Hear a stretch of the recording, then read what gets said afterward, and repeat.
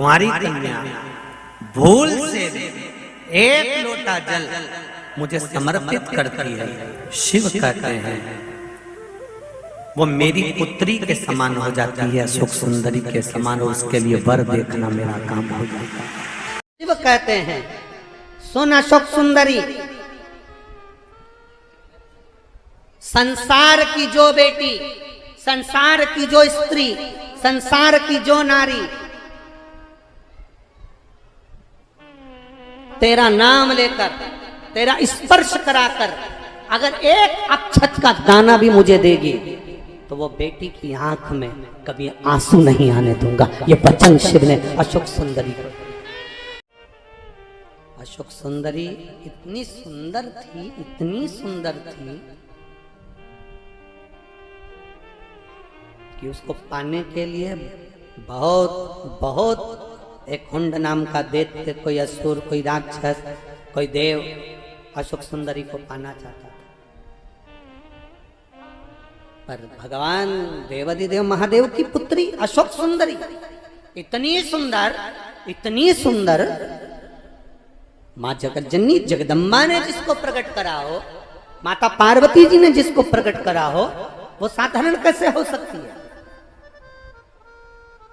तब राजा नहुष की कथा वर्णन करती है। राजा नहुष का संबंध आया भोलेनाथ जी के यहाँ कि साहब आपकी बेटी अशोक सुंदरी का विवाह चाहिए, उसका मंगल हस्त कमल चाहिए। तब बाबा ने जब बेटी को विदा करा है, मेरे शंकर भगवान, लोग कहते हैं क्या शिवजी किसी कन्या का कन्यादान करे हैं? शंकर भगवान ने अपनी बेटी अशोक सुंदरी का जब कन्यादान करा, शंकर पार्वती स्वयं कन्यादान करने के लिए जब बैठे, राजा नहुष के साथ में जब अशोक सुंदरी का मंगल विवाह हो रहा था, जब बेटी का मंगल विवाह हो रहा था, हाथ में हाथ दिया गया, हल्दी का लेपन किया गया, सुंदर कन्यादान का भाव पिंड रखा गया, सुंदर आनंद के साथ में जब देव अधिदेव महादेव गंगा को हस्त कमल में लेकर बेटी के हस्त कमल पर छोड़ने लगे, तब बेटी अशोक सुंदरी की आंख से आंसू बहने लगे। बेटी की आंख से अश्रु बह रहा है।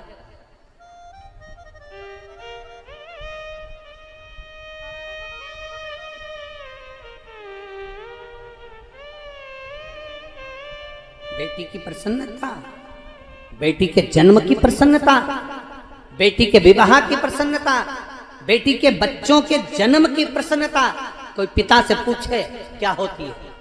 और आप तो ब्रजरज में रहते हो, ब्रजभानु जी के घर में जब लाली को जन्म हुआ था ना, तो ब्रजभानु जी के यहाँ की जो ब्रजभानु जी की जो सासू जी थी ना, राधा जी की नानी, इतनी खुश हुई थी।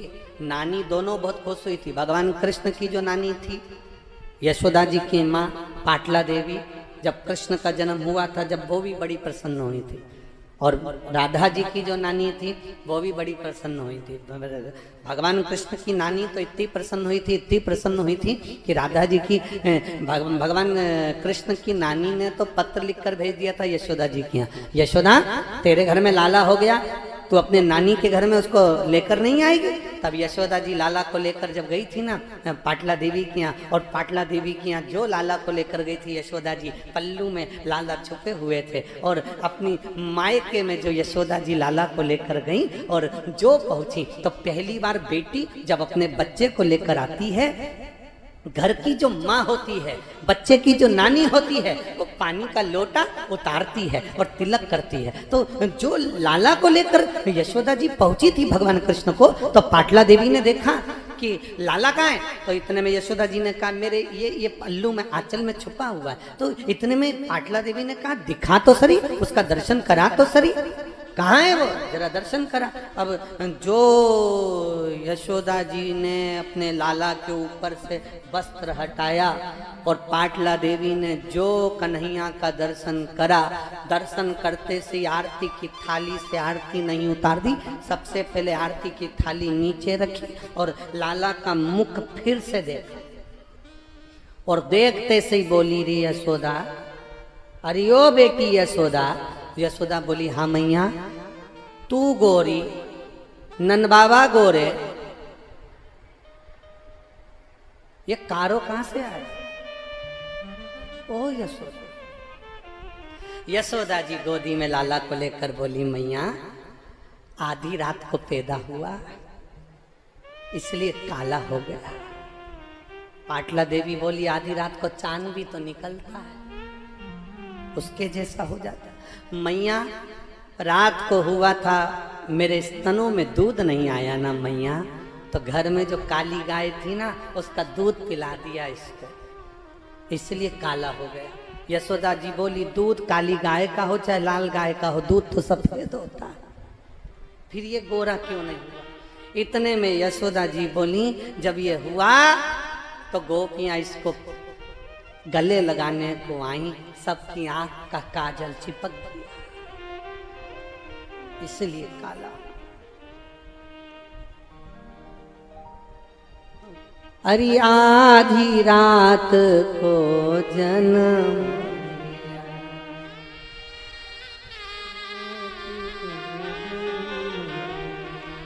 इसने काली गाय का दूध,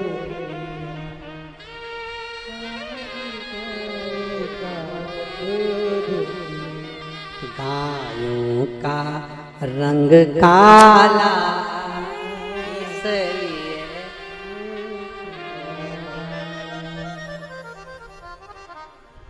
यशोदा जी की मैया पाटला देवी बोली, अब तो तूने इसको काला काजल लग गया तो नहलाया नहीं? यशोदा जी बोली, खूब नहलाया पर आज तक गोरा नहीं हुआ। इतने में पाटला देवी बोली, तू हट, अब नानी को दे। और जो नानी ने हाथ में लिया, नानी सवेरे से उठती, लहंगा करती ऊंचा, पांव करती लंबा और कन्हैया को पटक लेती उल्टा।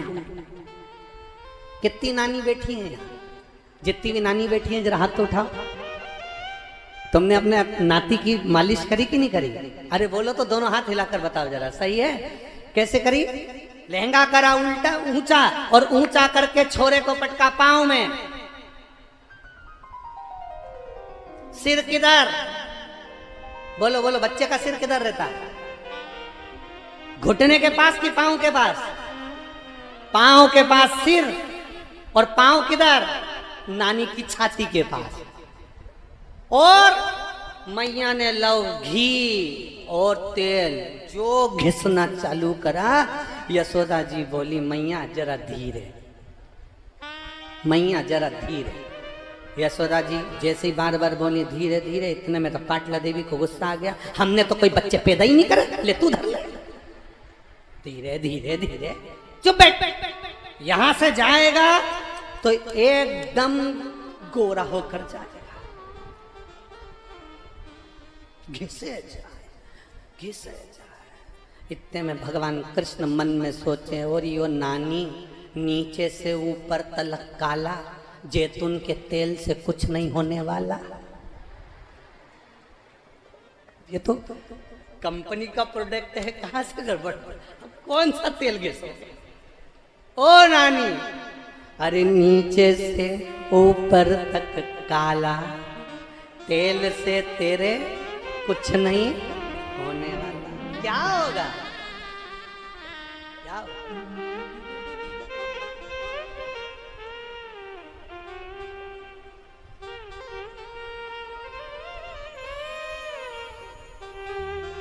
क्या होगा? पाटला देवी ने खूब सुंदर लाला का श्रृंगार किया, खूब सुंदर, बड़ा सुंदर।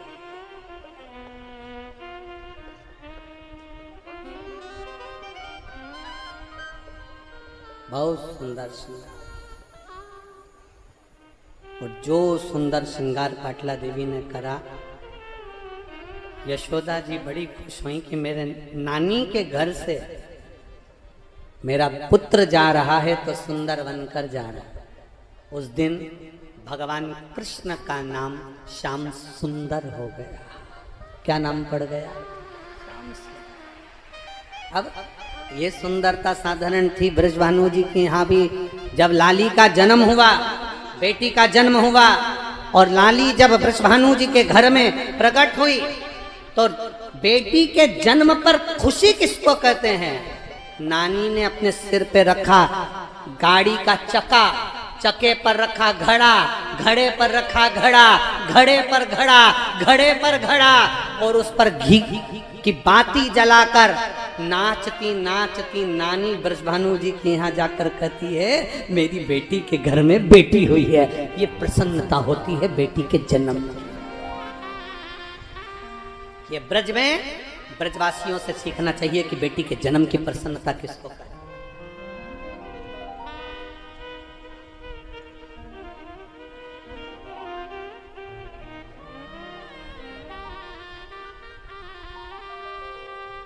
उसकी प्रसन्नता क्या है, ये वहां से सीखे।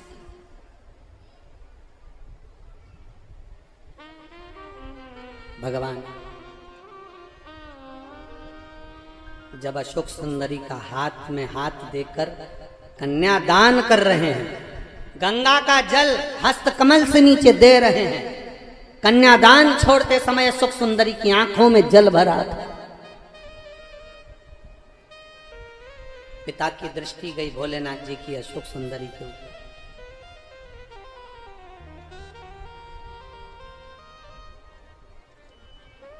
शादी की पूरी तैयारी पिता करता है, दहेज की पूरी तैयारी पिता करता है, सोना चांदी हीरा पन्ना सब पिता देता है, गाड़ी बंगला सब पिता देता है, पर बेटी की विदाई पिता नहीं देख पाता है, पिता नहीं देख पाता।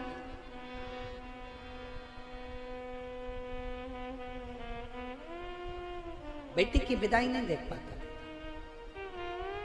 शिव जी अशोक सुंदरी को देखकर कन्यादान करने के बाद पार्वती जी से कहते हैं ये बेटी की विदा है।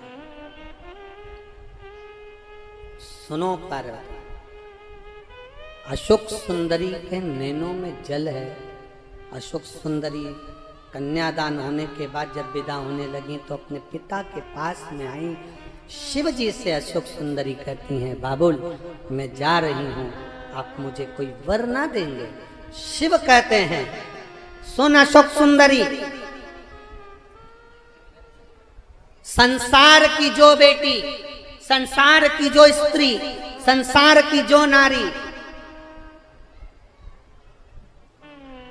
तेरा नाम लेकर, तेरा स्पर्श कराकर अगर एक अक्षत का दाना भी मुझे देगी तो वो बेटी की आंख में कभी आंसू नहीं आने दूंगा। ये वचन शिव ने अशोक सुंदरी को। एक अक्षता, एक अक्षत का दाना, एक चावल का दाना। आज भी मेरी माताओं से निवेदन करूंगा, यहाँ पर जितनी बहन बेटियां बैठी हैं और आस्था चैनल के माध्यम से पूरे विश्व की जो माताएं कथा सुन रही हैं, फेसबुक यूट्यूब के माध्यम से जहां आप लोग कथा श्रवण कर रहे हैं और लाखों की संख्या में पधारी हुई सारे बहन बेटियां अगर इस कथा को श्रवण कर रही हैं तो अपने भीतर उतारना। जब जब तुम्हारी जिंदगी में दुख आए, जब जब तुम्हारी आंखों में आंसू आए, किसी से जाकर मत कहना कि तुम्हें ये दुख है। एक चावल का दाना लेकर जाना, अशोक सुंदरी का स्पर्श कराकर भगवान शंकर के शिवलिंग पर आखा, आखा मतलब टूटा हुआ नहीं, पूर्ण अक्षत शिव को समर्पित करना। ज्यादा से ज्यादा 8 दिन, 15 दिन, 20 दिन बाबा को चढ़ा कर देखना, तेरी आंख में आंसू नहीं रहने देगा मेरा भोलेनाथ। ये निश्चितता है। एक पत्र आया है, एक पत्र में लिखा